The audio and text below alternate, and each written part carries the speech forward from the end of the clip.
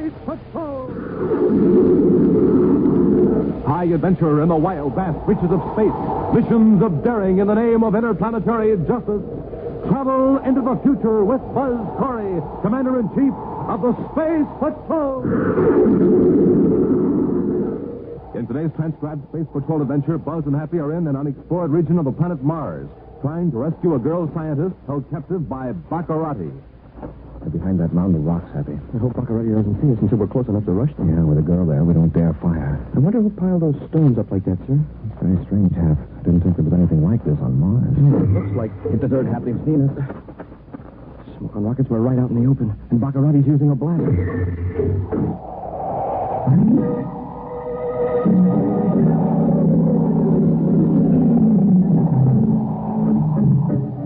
And now for the complete story of today's thrilling adventure of Space Patrol.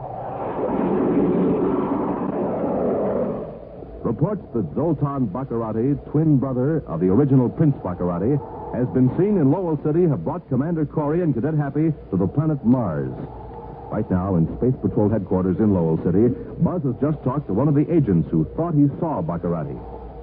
Now, Cadet Happy enters with a handful of spaceograms.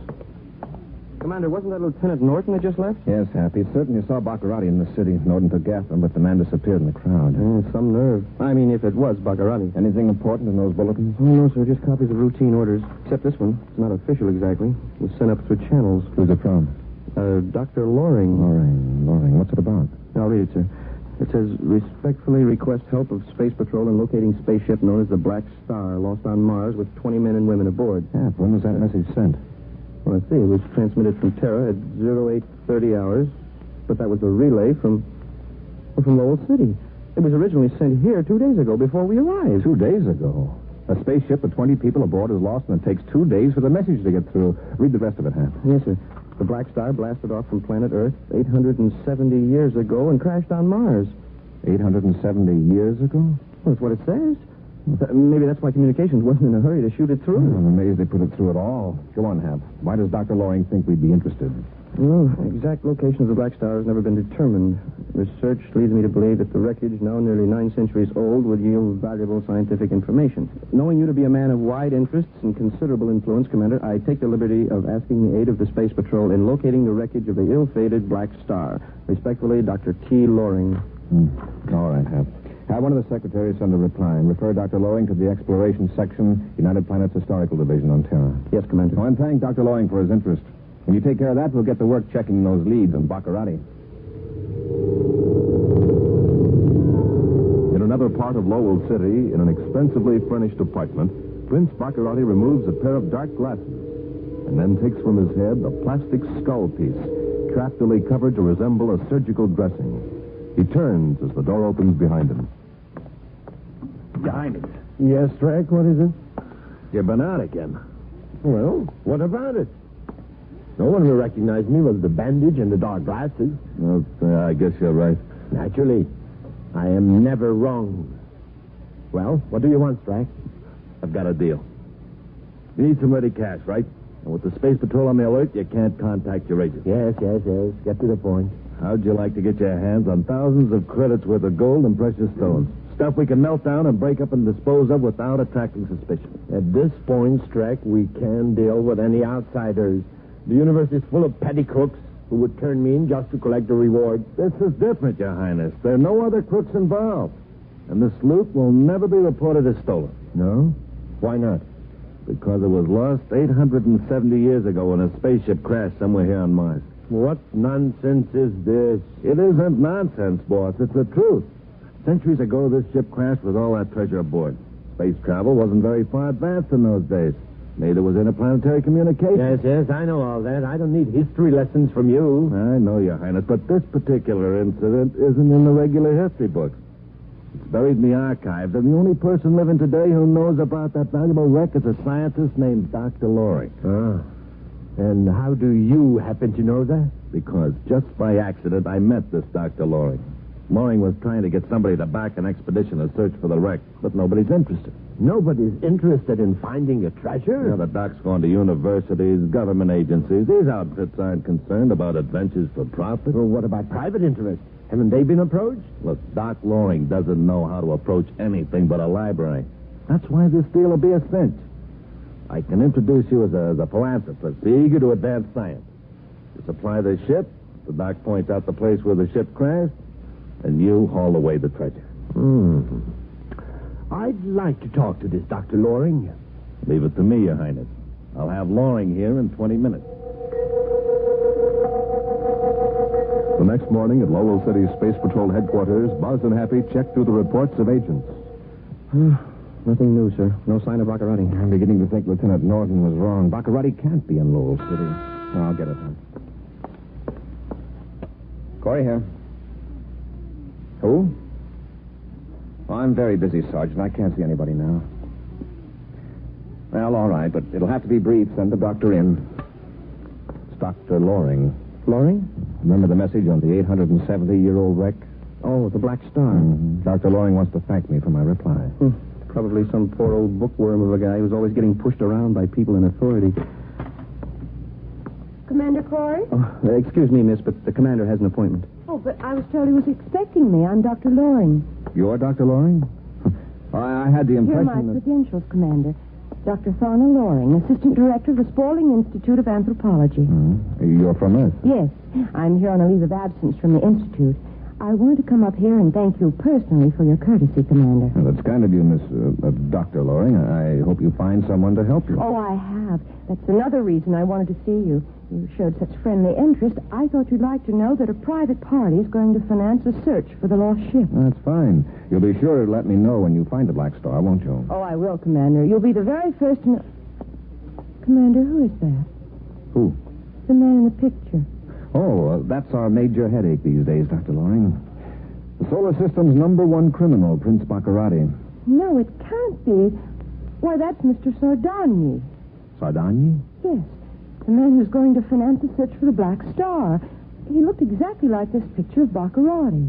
Happy, put on that microtape of Baccarati. Yes, sir. I want you to listen to this voice recording, Dr. Loring. It's an intercepted spacephone message we picked up a few weeks ago. Those are my instructions. Follow them exactly. Report back Why, to it's me the at same 1500 voice. hours Universal Star Time on 674.8 megacycles. Where did you see this man? Here in Lowell City, in his office. Where is that? I don't know. Sir, I was taken there by a man named Craig Strack. I was so excited I didn't pay any attention to the exact address. When do you expect to see Strack or this Sardagni again? I was to meet Strack at the spaceport at 1800 hours. Mr. Sardagni promised to have a ship ready to search for the wreckage of the Black Star. Dr. Loring, I want you to keep that appointment. But if it really is this Prince Baccarati... If you act just as though nothing had happened, you'll be all right. I'll have agents in plain clothes at the spaceport ready to grab Strack and Baccarati. Later, in a small apartment in Lowell City, Thorna Loring studies maps of Mars, trying to keep calm under the knowledge that her innocent interest in an event of nearly 9 centuries ago has involved her with the evil Prince Baccarati.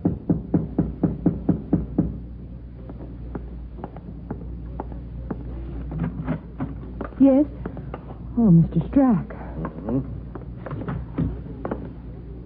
Get your things together, Dr. Loring. We're leaving. But, Mr. Sardagni said 1800. We've got several hours yet. The plans have been changed. We're leaving right now. Oh, that's impossible. I've got a lot of things Nobody to do. keeps Mr. Sardagni waiting. You want to locate that wrecked ship, don't you? Oh, yes. Then but... what's more important than that? Now, come on. Well, all right. You go on to the spaceport, Mr. Strack, and I'll join you in a half an hour. Quit stalling, Dr. Loring. We're not going to the spaceport.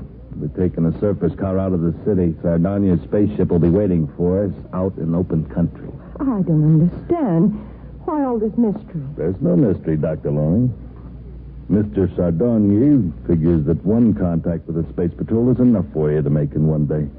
Then he is Baccarati. Yes, and no one disappoints His Highness. Now, come on, Dr. Loring. On orders from Commander Corey, Space Patrol agents maintain a constant check on private spaceships at the Lowell City spaceport.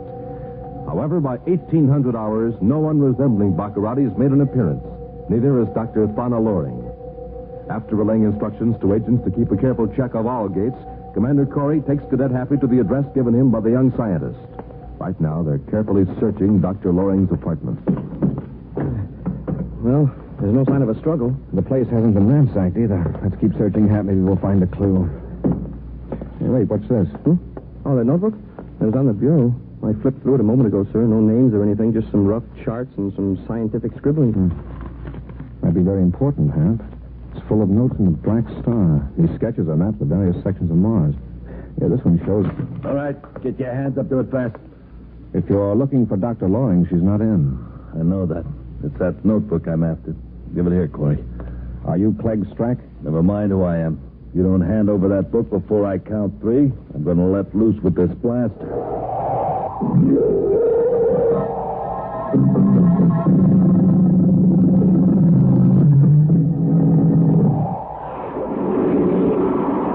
Prince Baccarati, using the name of Mr. Sardagni, has offered to help Donna Loring locate the wreckage of a spaceship that reportedly crashed on Mars 870 years ago. When Baccarati and his accomplice, Clegg Strack, evaded a Space Patrol trap at the Lowell City spaceport, Buzz and Happy rushed to Donna Loring's apartment. While examining a notebook, Strack surprised the Space Patrollers and is threatening now to use a blast gun on them unless Buzz hands over the scientist's notebook. You heard me, Corey. Hand it over. I'm going to start counting. 1. How do we know you won't blast us anyway? 2. This is your last chance, Corey. Give me that notebook. Space Patrol knows I'm here, Strack. That may be headquarters checking now. Let them buzz. Suit yourself. If nobody answers, they'll know there's trouble, and you won't stand a chance of getting away. Well, all right, Corey, answer it. No, wait. I don't trust you. Cadet, you answer it. Tell them everything's all right, understand? Sure. Remember, one word to tip them off, and you get this. Hello? Oh, Strack, it's for you. For me, you're crazy. Who would... Baccarati, something's going on. Give me that. Sure. Drop that blaster, Strack. I've got it, Commander. On your feet, Strack. Keep them covered, Hap. Yes, sir. Who was that on the phone, Hap? Baccarati? I don't know, sir. When I said hello, somebody mumbled excuse me like they got the wrong number and clicked off. I just took a chance of confusing this big moose. Pretty smart, aren't you, Cadet? Well, I've got the blast gun. Yeah. Baccarati's got Donna Loring. And if I'm not back with this notebook in 1 hour, Baccarati will take the lady scientist with him. What good will that do him? He knows you won't send a ship after him with Dr. Loring being held as hostage. You'd do away with her if you did. Just why is Baccarati so anxious to find the Black Star? The girl says there's gold and jewels aboard. And she can't locate the ship without this notebook. Huh? That's what she says. She may be stalling. If she is, the prince will find a way to make her talk. And if Baccarati finds the wreck, he'll turn Dr. Loring loose unharmed. Let's put it this way. Keep me here, and it'll be plenty rough on the girl. Let me go, and she might be allowed to go free. All right, Strack. There's nothing I can do. Here's the notebook. Thanks. And remember, it might be a good idea to keep all your Martian patrol ships grounded for a few days. If Baccarati sees any of them scouting around, he just might jump to the conclusion they're looking for him. And that wouldn't be so good for Donna Loring. So long, Commander. An hour later, a surface car turns off the highway leading from Lowell City and bounces over rough ground to where a small private space cruiser waits in a deep ravine. Clegg Strack leaps from the surface car, boards the spaceship, and a moment later blasts into the Martian sky. I threw a good scare into Corey, Your Highness. I don't think he'll interfere with that treasure. Let's not waste any time. Give the girl the notebook. Here, sister. Now tell us where the Black Star is. It may take some time, You told me it was in Sector 8M. but a sector is a lot of territory, especially on the equator. I thought you had it all figured out. Please, if you'll only listen. I have it figured out in theory. Now, try to understand. When the Black Star crashed, Mars wasn't thoroughly charted. That was 870 years ago, remember? Yes, I know all that. Just so you're sure there was treasure aboard the Black Star. There was. The problem now is to relate ancient, incomplete data and descriptions of terrain to present-day maps. That's why I needed this notebook. Then get busy. If we find the Black Star, I'll release you. But I won't put up with any foolishness. You understand? Meantime, far above the surface of the planet Mars, Commander Corey is at the controls of the Terra 5. as Cadet Happy scans the surface with a sensitive viewscope. The western border of Section 9M is below us now, sir. In a few seconds, we'll be over 8M. We're far enough away from Mars so that no ship near the surface could identify us. Yeah, but at the same time, we can't identify Baccarati. No, but if the ship is spaceborne, we'll see it. And if it maneuvers over Section 8M, we can be pretty sure it's Baccarati. Well, then the wreck is somewhere in 8M. I didn't have much chance to examine Tana Loring's notebook, but there was a circle drawn in a chart marked Sector 8M. Oh, Commander, I've got something in the viewscope. Heading 38 degrees. Very low velocity. I'd say about 10 DUs per hour relative to Mars' surface. It sure isn't a ship heading for any of the settlements. I'd say we've spotted Baccarati. Yes, sir. And if he lands, we'll know it's him. That's when our job really begins, Hap. We'll have to land far enough away to keep him from seeing or hearing our ship. That ship has changed vector again, sir. I think they're getting ready to land. We're going to have to move fast, Hap. If I know Baccarati, after he gets his hands on that treasure, Tana Loring's life won't be worth a single space credit. Here and there along the equator of Mars are clusters of vegetation. On a barren knoll near one of these clusters is the wreckage of a spaceship. In 8 centuries, even the thin, dry Martian atmosphere has worked the camouflage of erosion, blending the dull metal with the rocky soil. In contrast, the newly landed space cruiser gleams brightly at the base of the knoll as 2 men and a girl make their way up to the long-forgotten ruin. The Black Star. Just as you said, Miss Loring. No wonder it was never found. Well, you practically have to be on top of it to see it. Yes. And now to find the treasure. Dr. Loring, will you hurry? I beg your pardon? Into the ship. Oh, I was counting those little piles of stone around the crest of the knoll. I'm more interested in the little piles of precious stones we find inside the ship. Forget those rocks. But don't you realize what they are? There were 20 living human beings aboard the Black Star when it crashed here nearly 9 centuries ago. 18 survived the crash. Think of it, Prince Baccarati. 18 men and women stranded on a deserted planet waiting for rescue. And one by one they passed away, and their comrades marked their... I have no time for sentimental nonsense. Let's search the wreckage. Carefully, Prince Baccarati, Strack, and Dr. Loring examine the Black Star compartment by compartment. Finally, every inch of the ancient hulk has been gone over, and the 3 explorers emerge into the sunlight empty-handed. Dr. Loring, you told me there was treasure aboard this wreck. There was when it blasted off from Earth. Then where is it? The hulk has been stripped. There is nothing of value anywhere here. Oh, I don't understand it. It should be here. And just what was supposed to be aboard this ship? Relics from a museum on Earth. Gold, silver, jewels, native implements of primitive civilizations. What was that stuff doing on a spaceship back in those days?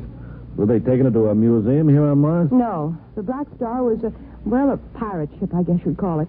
Evidently, the purpose of the crew was to melt down the gold and silver, work over the gems, and then return to Earth and dispose of them. Dr. Loring, you say the crew of the Black Star were space pirates? Men and women, too? Yes. Wait a minute. Strack, put yourself in the place of those pirates. If you were stranded with stolen treasure, what would you do? I don't know. I'd bury the treasure and hope for rescue.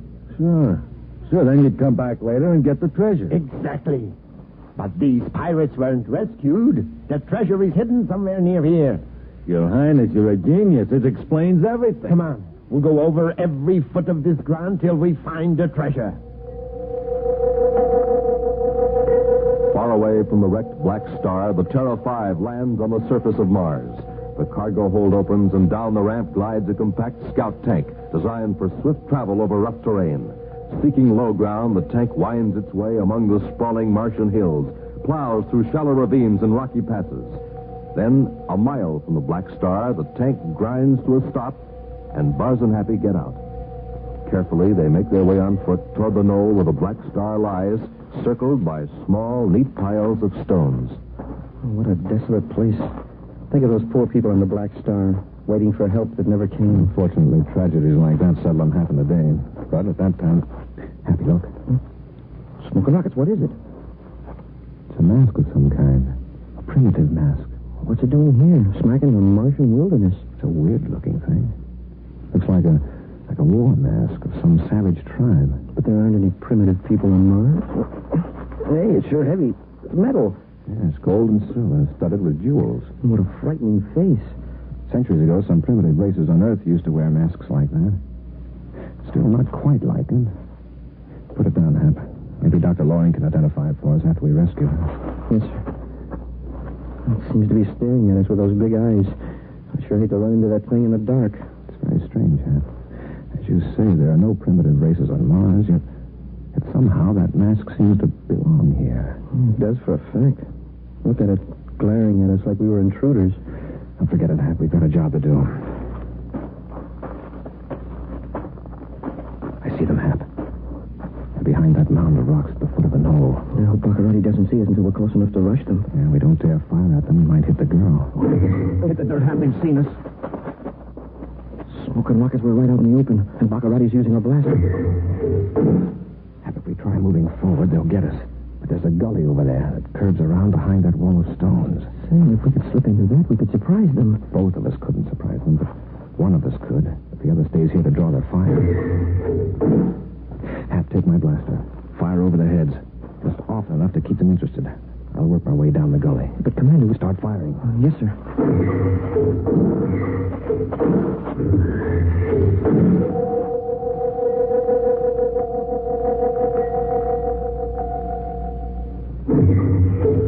What got in it, Corey? Doesn't he know the girl's here with us? He's firing over our heads. Try to scare us. Why don't you surrender? It's hopeless. Hopeless, is it?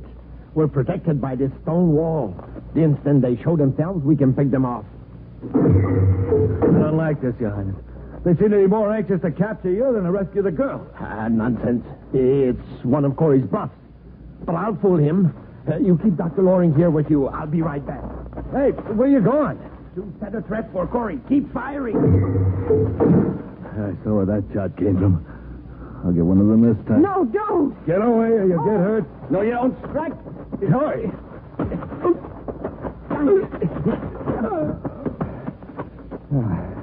A lie there, Strack, unless you want more. Are you all right, Miss Loring? Yes, Commander. Where's Baccarati? I don't know. He slipped away a minute ago in that direction. Commander, is everything okay? Guard Strack, Happy. I'm going to look for Baccarati. Yes, sir. Commander, what's that? Spaceship blasting off. Baccarati. Doggone it, he got away. So he sneaked off to the ship, the yellow rat. Look who's talking. On your feet, Strack. Commander, you know, I never expected to get out of here alive. You've had quite an ordeal, Dr. Loring. Do you feel up to a hike of a mile or so to our scout tank? Oh, of course. I feel fine. We've got something real interesting to show you. It's a primitive mask. Real weird looking. Why, it must be part of the cargo of the Black Star. You know, there were a lot of museum pieces aboard. Oh, sure. That explains it. By the way, Dr. Loring, how many people were aboard when it crashed? 20. 12 men and 8 women.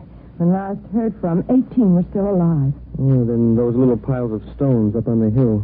That's where they... Yes, those were the grave markers. Even though it happened centuries ago, it's sad to think of those poor people, seeing their number grow fewer and fewer. 20 people alone on a strange planet. And now, just 20 little piles of stone. Oh, you counted them, too. And wait. 20 people and 20 monuments. Dr. Loring, who buried the last survivor? Why, Commander, I've got to see that mask. If it didn't come from Earth, then there's a tremendous mystery here on Mars. You'll take the mask with us if you like. But right now, I'm interested in only one thing, capturing Prince Baccarati. Grab Strack and let's go. Yes, sir. You know, for some reason, it's suddenly awful chilly here.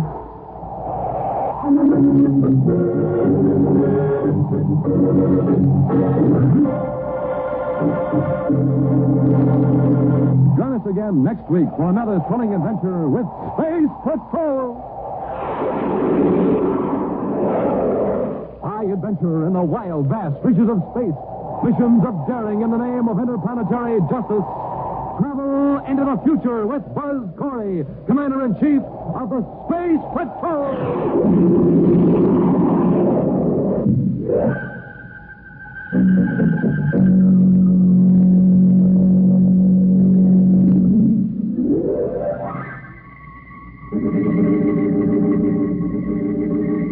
Space Patrol, an original Mike Moser production starring Ed Kemmer as Commander Corey and Lynn Osborne as Cadet Happy, was written by Lou Houston, directed by Larry Robertson. Dick Tufeld speaking. Join us again next week. This is the United States Armed Forces Radio Service.